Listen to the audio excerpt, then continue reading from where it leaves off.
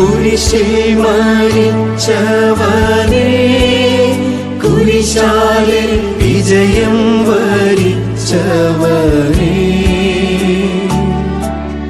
മിഴിനീരൊഴുക്കിയങ്ങേ കുരിശിന്റെ വഴിയേ വരുന്നു ഞങ്ങൾ. മാത്യു നടത്തലച്ചനെടുത്ത വലിയൊരു ആശയം അത് അന്ന് നടപ്പിലാക്കി. ഇന്ന് അത് 27 വർഷം പിന്നിട്ട് എന്നറിയപ്പെടുന്ന ഒരു തീർത്ഥാടന കേന്ദ്രം പോലെ ആയി. വന്ന വൈദികരെല്ലാം തന്നെ ഇതിനോട് വളരെയധികം താല്പര്യം കാണിക്കുകയും ഈ നാൽപ്പതാഴ്ച ശക്തമായൊരു എന്താ പറയുക വിശ്വാസപൂർണമായൊരു തീർത്ഥാടന യാത്രയാക്കിയിട്ട് നമുക്കിതിന് മാറ്റാൻ പറ്റി. അവിടെ കുരിശുമല തീർത്ഥാടനം ഏറെ അനുഗ്രഹമായിട്ട് നടക്കുന്നു എന്നറിഞ്ഞതിൽ വലിയ സന്തോഷം.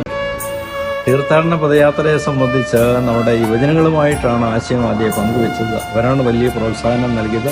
ഇടവജനങ്ങൾ മുഴുവൻ, അതോടൊപ്പം തന്നെ നല്ലവരായ നാട്ടുകാർ, ആരെയും മാറ്റി നിർത്തുന്നില്ല, എല്ലാവരും പാലക്കാട് ഇടവകയിലെ അംഗങ്ങൾ അവിടെ താമസിക്കുന്ന അവരും നല്ല രീതിയിൽ അവരുടേതായ സഹകരണം ഉണ്ടായിരുന്നു. കത്തോലിക്ക, യാക്കോബ, ഓർത്തഡോക്സ്, മാർത്തോമ സഭാവികൾ അങ്ങനെ വേർതിരിവില്ല, ഹൈന്ദവ സഹോദരങ്ങൾ അങ്ങനെ വേർതിരിവില്ല, എല്ലാവരും ഒന്നുചേർന്ന് ഈ തീർത്ഥാടനം നടത്തിയത്.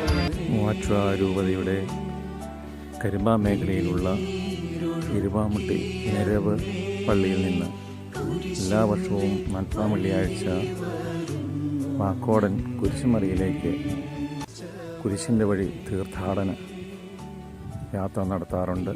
ഇത് ഈ 32ാമത്തെ വർഷമാണിത്.